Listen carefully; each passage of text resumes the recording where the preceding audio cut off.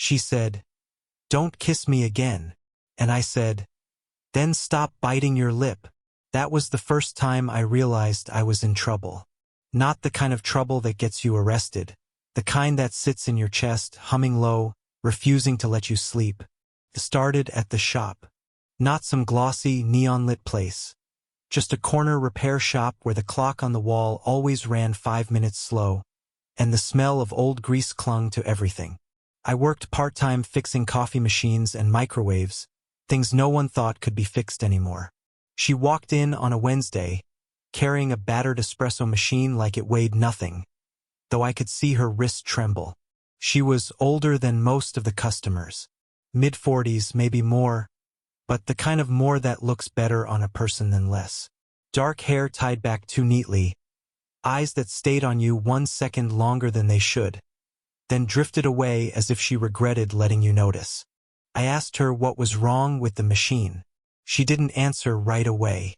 Instead, she pressed her palm flat against the counter, tapping her finger once, like she was steadying herself before speaking. "It spits water, doesn't brew, and I don't want to replace it." Her voice was calm, clipped, but soft at the edges, the kind of voice that made you want to lean in, even though you didn't need to.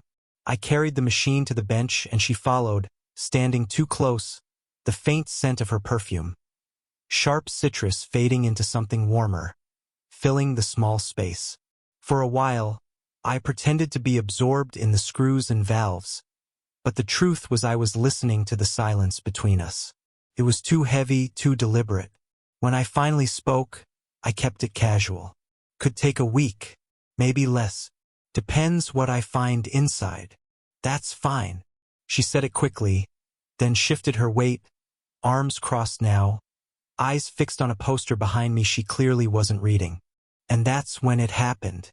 A small thing, but it burned itself into me. She bit her lower lip, not a nervous chew, more like she was holding something back. The thought, a word, a memory. Without thinking, I murmured, "If you keep doing that, someone might take it the wrong way." Her eyes snapped to mine. For a heartbeat, I thought I'd ruined it, that she'd leave and never come back. But instead, she leaned just slightly closer, her tone low, measured. "Then don't kiss me again." I hadn't kissed her at all. Not once. The words hung there, impossible to swallow. My pulse was louder than the ticking clock above us. And somehow, God knows why, I answered, "Then stop biting your lip." It wasn't flirtation. It wasn't even confidence. It was something rawer, a challenge I didn't mean to make, but couldn't take back.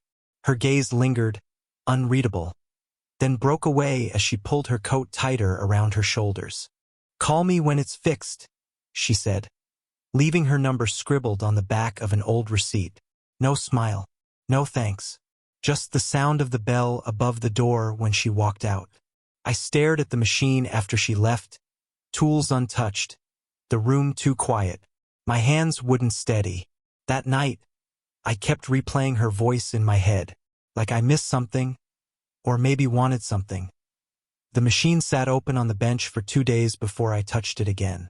Every time I glanced at it, I heard her voice, "Don't kiss me again," and it felt less like words and more like a boundary I'd already crossed without understanding how. She came back sooner than I expected. Friday evening, just as I was about to close. Her coat was off this time, draped over her arm, and I saw the faint crease lines on her blouse like she'd been wearing it too long. She looked tired, but the kind of tired you hide with poise. "You didn't call?" she said flatly, scanning the bench where her machine sat half disassembled. "I wanted to make sure it wasn't something worse before bothering you." My excuse was clumsy, and I knew it. She narrowed her eyes slightly but didn't push. Instead, she leaned on the counter, her wrist brushing against a stack of receipts, her ring finger bare. I noticed that too quickly. No ring, but a pale indentation where one used to be. She caught me staring, and for a split second, the mask slipped. Her hand twitched back, like she wished she hadn't shown me anything at all. "My husband used to fix everything himself," she said, almost under her breath, as if she hadn't meant for me to hear. Then, with a shake of her head, sharper. Anyway, can you get it working or not? Dangerous. That was the word. Not because of her age or the ring mark, but because she let me glimpse something real and I wanted to see more. I tried focusing on the parts, on the valves I'd cleaned, but my mind kept circling her voice, the way she folded vulnerability into irritation like she couldn't bear to leave it raw. Another day or two, I managed. She nodded slowly, then her gaze lingered on me longer than necessary. Long enough to unnerve me. You're closing now? She asked. Yeah, just about. There was a silence. A faint hum from the overhead light filled it. Then she did something small, but it shook me.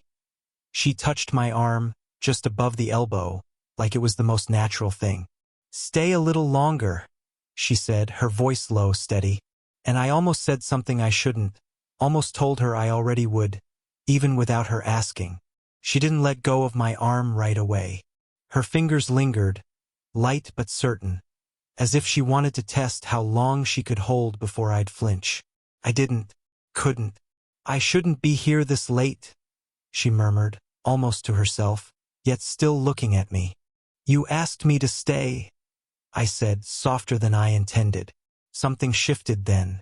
Her shoulders eased, just slightly, like she was tired of carrying too much. She sat on the stool by the workbench, crossing her legs, her coat slipping from her arm. For the first time I noticed a faint bruise along her wrist, not fresh but not healed either. She must have seen my eyes catch it, because she tugged her sleeve down quickly.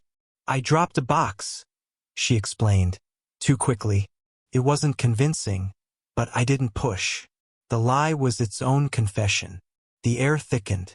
I picked up a small valve from the counter, turning it between my fingers just to keep them busy. My pulse was too fast, my thoughts too loud. Pull back, I told myself. Don't make this into something it's not. But then she leaned forward, resting her chin on her hand, watching me in a way that made my throat dry. You don't talk much, do you? I don't always know what to say. That's better than saying the wrong thing. Her mouth curved, almost a smile, almost. And then the interruption came. My phone buzzed loudly against the counter, a friend's name flashing across the screen. I snatched it up and silenced it, embarrassed by how quickly I moved. Her eyes narrowed, curious. Someone waiting for you? I shook my head. Not really. The silence after that was different, heavier, sharper. My chest felt caught between wanting to step back and leaning closer. She brushed her hair behind her ear, and the movement was so simple, so unguarded, it knocked me off balance. My hand twitched like it wanted to reach out. I stopped myself, gripping the wrench instead. Her voice broke the tension, low and deliberate. You ever wonder what would happen if we didn't stop ourselves? I froze, the room suddenly too small, too warm. That was the moment. The beat that stretched, fragile, dangerous. Were we about to cross the line? I told myself I wouldn't let it happen again. That I'd keep things professional, cold, distant. But when she came back Monday evening, rain dripping from her coat, hair damp and loose around her face, all that resolve scattered like dust. She stood in the doorway, not moving. The bell above her head had stopped ringing, but she hadn't spoken, just looked at me. You could have called, I said finally, my voice steadier than I felt. Would you have answered? The question caught me off guard. I set the screwdriver down, wiped my hands on a rag, buying time I didn't have. Maybe. She stepped further inside, closing the door behind her. The rain muffled the world outside, leaving only the two of us and the faint hum of the light above. Her eyes were darker tonight, or maybe it was just the shadows. I shouldn't be here. Then why are you? For a moment she didn't answer. She just walked closer, slow, deliberate, until the counter was the only thing between us. Water slid from her sleeve onto the wood, gathering in small drops. She didn't notice, or maybe she didn't care. Because I don't like going home to an empty house, she whispered. The words hung between us, raw and unguarded. And I couldn't look away. She wasn't playing with me. She was showing me a piece of herself she didn't let anyone see. I wanted to say something to break the heaviness. Instead, my hand moved on its own, brushing one of the wet drops off the counter. Too close to hers. Her fingers twitched, almost reaching, then stopping. "You're too young," she said suddenly, the words sharp but trembling at the edges. "You don't believe that," I answered before I could stop myself. Her breath caught, just enough for me to notice. Then silence. A silence that pressed on my chest, demanding I either step back or cross the line. Finally, she leaned in, her voice low, steady. "Tell me to leave." I should have. Every part of me knew I should have. But my throat locked, and no sound came out. We just stared at each other, the room shrinking smaller, tighter. And in that silence, everything changed. She didn't leave. Not that night, not right away. She just stood there, waiting for me to give an answer I couldn't form. And then her phone buzzed. The sound broke through the silence like glass shattering. She pulled it out slowly, hesitated, and turned the screen just enough for me to catch the name flashing across it. "Daniel." She didn't answer. She pressed the phone face down on the counter, her hand covering it like she was ashamed of being seen. I swallowed. "Your husband." Her eyes flickered, sharp. "Ex," then softer, with something raw under it. "But he doesn't know how to stay gone." I didn't know what to say.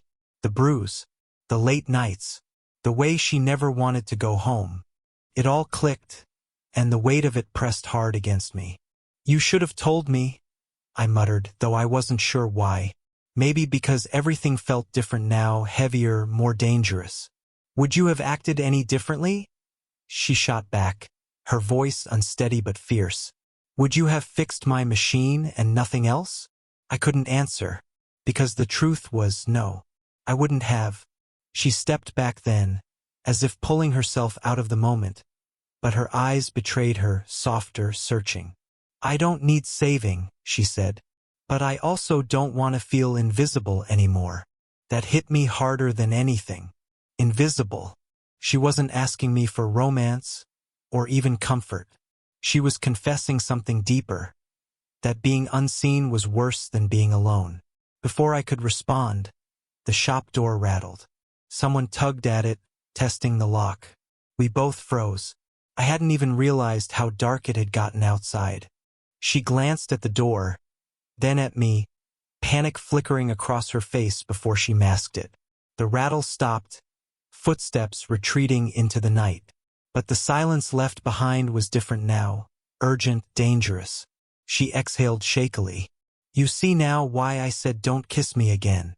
Her words were sharp, but her eyes were asking something else entirely. And I knew then, this wasn't just a game. It was a line that could ruin us both. The shop was too quiet after the rattling at the door. I could still hear her breathing, just a fraction uneven, like she'd been holding herself too tightly for too long. I finally spoke, the words scraping out. "You don't have to explain to me." But she shook her head, eyes flashing with something like defiance. "If I don't explain, you'll imagine worse. And if I do, you'll think I'm broken." I stepped closer, not touching her, just close enough that the space between us buzzed. "You're not broken. You're just—" I stopped myself, because finishing the sentence meant saying more than I was ready for. Her lips parted, the faintest tremor in her jaw. "Say it." "I can't," I whispered, "because if I do, I won't be able to stop." That undid her. Not in tears, not in collapse, but in the way her shoulders lowered, her guard slipping like a door finally unlocked. "You're too young," she repeated, but softer this time, like it wasn't an objection, just a reminder she didn't believe. "Maybe," I said, "but I see you." The silence after that wasn't heavy. It was alive. I don't remember who leaned first. Maybe both of us. But then her hand was on my cheek, hesitant, trembling, And I knew I wasn't the only one who'd been fighting this. Her kiss wasn't desperate. It was careful, almost cautious, like testing if the world would end. And when it didn't, she deepened it, breath mingling with mine, the rain outside dulling the rest of the world. We pulled apart too soon, both of us startled by how natural it felt. She searched my face like she was looking for regret. "I don't want to be your mistake," she said, voice raw. "You're not," I answered, and I meant it. For a long time we didn't move, didn't speak, just shared the stillness like it was something sacred. And then, finally, she whispered, almost to herself, "Then don't disappear." The weight of those words settled in me like a vow.